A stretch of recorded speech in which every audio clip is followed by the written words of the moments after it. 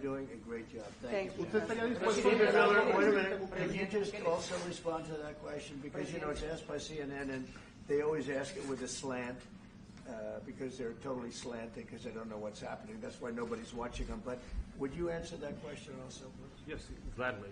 So, as Pam mentioned, there's an illegal alien from El Salvador. So, with respect to you, he's a citizen of El Salvador. So, it's very arrogant even for American media to suggest that we would even tell El Salvador how to handle their own citizens as a starting point. As 2 immigration courts found that he was a member of MS-13. When President Trump declared MS-13 to be a foreign terrorist organization, that meant that he was no longer eligible under federal law, which I'm sure you know, you're very familiar with the INA, that he was no longer eligible for any form of immigration relief in the United States. So he had a deportation order that was valid, which meant that under our law, he's not even allowed to be present in the United States and had to be returned because of the foreign terrorist designation. This issue was then, by a district court judge, completely inverted, and a district court judge tried to tell the administration that they had to kidnap a citizen of El Salvador and fly him back here. That issue was raised to the Supreme Court, and the Supreme Court said the district court order was unlawful, and its main components were reversed 9-0 unanimously, stating clearly that neither Secretary of State nor the President could be compelled by anybody to forcibly retrieve a citizen of El Salvador from El Salvador, who again is a member of MS-13, which, as I'm sure you understand, rapes little girls, murders women, murders children, is engaged in the most barbaric activities in the world, and I can promise you if he was your neighbor, you would move right away. So you don't plan But to the ask Supreme for Court's to get asking him back? to... And Is that- what was the Is ruling that- in the Supreme Court, Steve? Was it 9-0? Yes, it was a 9-0 In our favor. in our favor against the district court ruling, saying that no district court has the power to compel the foreign policy function of the United States.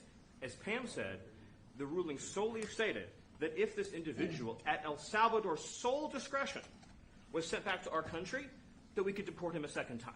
Well, No version of this legally ends up with him ever living here because he is a citizen of El Salvador. That is the president of El Salvador. Your questions about it, per the court, can only be directed to him. I asked ¿Usted lo President liberaría, Bukele, Presidente what is your- Bukele? Can President Bukele weigh in on this?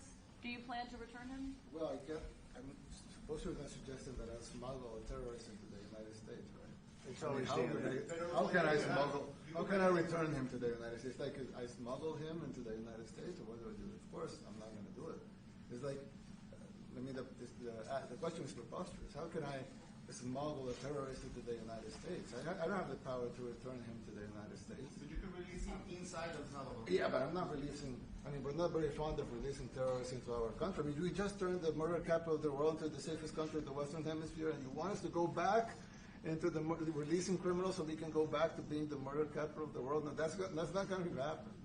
Well, they'd love to have a criminal, released into our I mean, there's a fascination. They would love it. Yeah. They're sick. These are sick people. Marco, do you have something to say about Yeah, I mean, Stephen outlined it. I don't understand what the confusion is.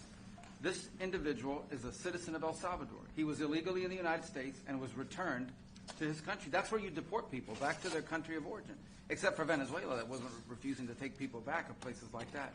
I can tell you this, Mr. President. No, the foreign policy of the United States is conducted by the President of the United States, not by a court. And no court in the United States has a right to conduct the foreign policy of the United States. It's that simple. End of story. And that's what the Supreme Court held, by the way, to Marco's point. The Supreme Court said exactly what Marco said, that no court has the authority to compel the foreign policy function of the United States. We won a case 9-0, and people like CNN are portraying it as a loss, as usual, because they want foreign terrorists in the country who kidnap women and children. But President Trump, his policy is foreign terrorists that are here illegally get expelled from the country, which, by the way, is a 90-10 issue. Well, Mr. President, you said that if the Supreme Court said someone needed to be returned, that you would abide by that. You said that on Air Force One just a few days ago. And they said that it must be facilitated. Why don't you just say, isn't it wonderful that we're keeping criminals out of our country? Why can't you just say that?